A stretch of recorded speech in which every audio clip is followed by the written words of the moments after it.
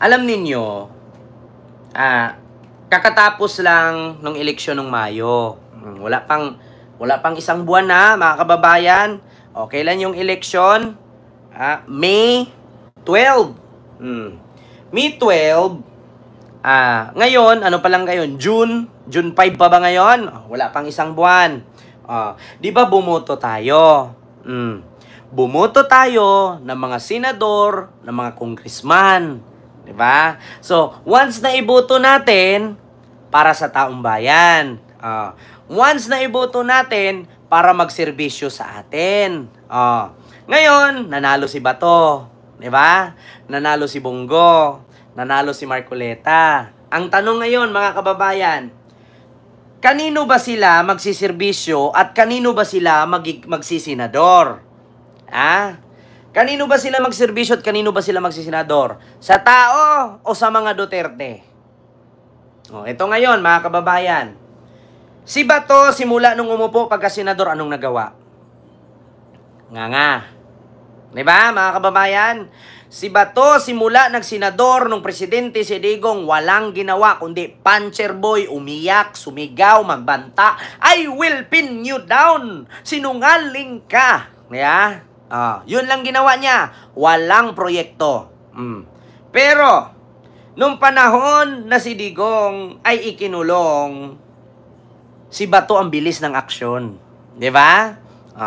Anong aksyon ni Bato, mga kababayan?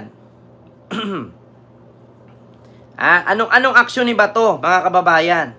Wait lang hanapin natin si Bato. Ito.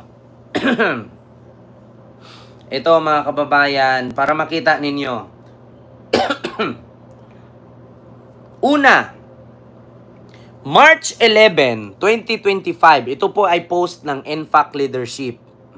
NFAC Leadership yan mga kababayan. Sabi dito, March 11, 2025. Si Bato nag-file ng petition to block Rodrigo Duterte's arrest. Yun ang nagawa niya. Ang sabi dito ng Impact Leadership, senador kanino si Bato? Kaninong senador? Sa inyo ba o sa mga Duterte? 'Di ba? Sir Jeffrey Tison, Miguel Love, shoutout po. Kaninong senador ba si Bato? Sa taong bayan o sa mga Duterte lang? Kasi noong March 11, 2025, Bato file petition to block Rodrigo Duterte arrest. 'Di ba? Ang bilis niya. Ang bilis niya, nag-file agad siya ng petition. Para i-block ang arrest ni Duterte. Sunod, June 4, 2025, Bato drafts reso to stop Sara Duterte's trial. 'Di ba? Ngayon, mga kababayan, mga DDS, tanungin ko kayo, binuto ninyo si Bato para magserbisyo sa inyo. Simula nung binuto nyo siya, wala siyang proyekto. Wala siyang ginawa. Pero ngayon, nung nagkandalitsi-litsi ang buhay ni Digong at ni Sara, ang bilis ng aksyon niya. So, kaninong senador siya? 'Di ba? Saan siya nagsiservisyo? Ngayon ninyo sabihin na hindi pang sariling interes lang ang tinakbo ni Bato. Mamiss Agnes, hello po. FW Adventure, hello po. 'Di ba? Mabilis si Bato. Gumawa agad ng resolusyon patungkol sa impeachment ni Sara na ipa-stop at ipa-dismiss. Ang bilis-bilis.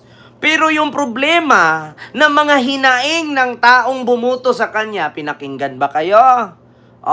Ano ba siya? Senador ng bayan o senador ni Digong? Ng pamilyang Duterte? Di ba? Post ng Impact Leadership yan. Nakalagay, re-elected Senator Bato de la Rosa admitted drafting a resolution to stop Vice President Sara impeachment trial. Di ba? Ang bilis ni Bato. Gumawa agad ng resolusyon. Samantalang yung hinaing ng taong bayan, ang taas ng bayad ng kuryente, tubig ng prime waters ni Villar, hindi inaksyonan. Ma'am Abon ako, hilo po. Di ba? Ang daming problema sa ating bansa. Traffic, baha, tubig, kuryente. Walang aksyon si Bato. Pero pagdating sa kanyang amo na si Digong at si Sara, ura-urada, wala pang isang linggo, nakagawa agad. Kaninong senador ba siya? Sa tao o sa Duterte? Di ba? Yun lang ang tanong, mga kababayan. Di ba? Isipin ninyong mabuti. Kapag problema sa Pilipinas,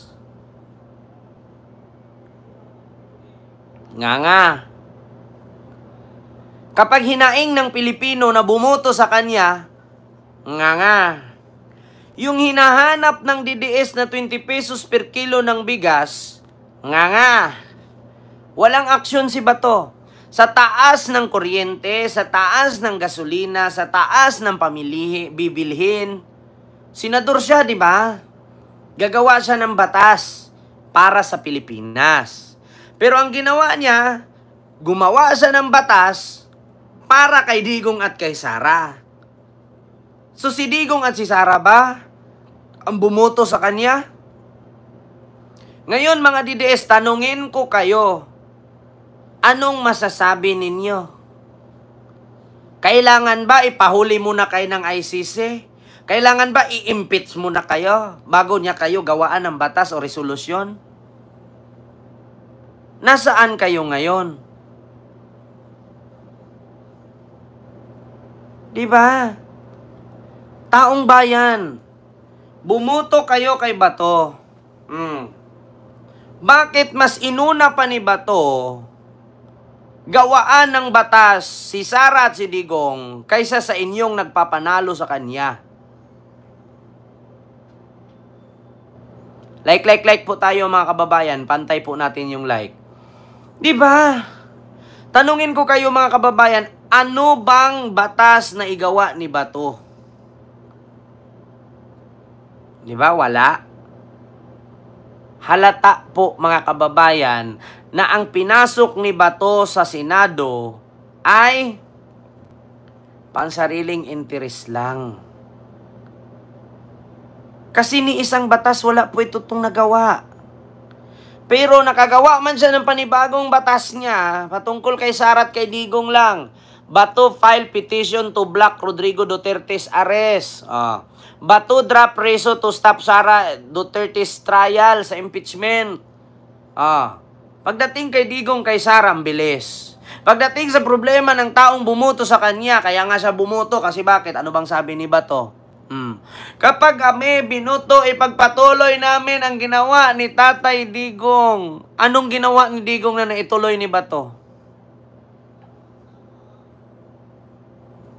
Anong ginawa ni Digong na naituloy ni Bato? Yung tukhang, hindi na matuloy. Yung pagprotekta sa mga drug lords, hindi na rin niya matuloy.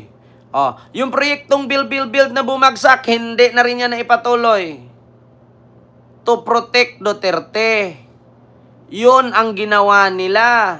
Kaya kayong mga DDS, iboto nyo pa. Putang ina kayong lahat, mga DDS. Diba? Yan ang isipin ninyo. Kaya nga nagugulat ako, bakit binuto nyo pa? Imposible naman yung bumuto kay Bato dyan sa Cebu, sa Mindanao, sa buong Pilipinas, napaka-imposibleng wala kayong problema. Imposible naman. Wala bang senior citizen bumoto dito para mangangailangan ng maintenance? Diba? Wala bang mga PWD na mangangailangan ng serbisyo na bumoto kay Bato? Wala bang mga estudyanteng nangangailangan ng tuition? Wala bang mga trabahanteng nangangailangan itaas ang sahod nila? Nasaan kayo, mga DDS, na bumuto dito? 'Di ba? Anong nagawa? Ba wala? Nga. Diyos mio, Marimar.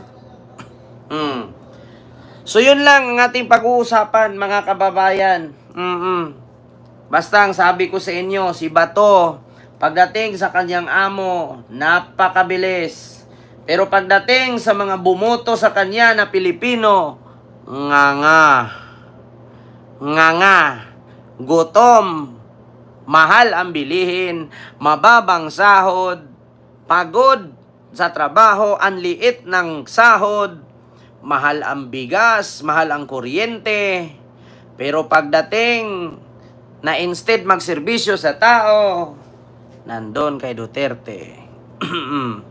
So ito tayo, mga kababayan. Sunod nating pag-uusapan. Ito na, Look Espiritu. Ayan, mega love shoutout mga kababayan. Dito tayo kay Look Espiritu. Ano nga bang ibig sabihin itong kay Look Espiritu? Ito mga kababayan, merong, ito impact leadership to ha mga kababayan. Ayan, si Look Espiritu yan. Alam nyo ba, sabi ni Look Espiritu mga kababayan,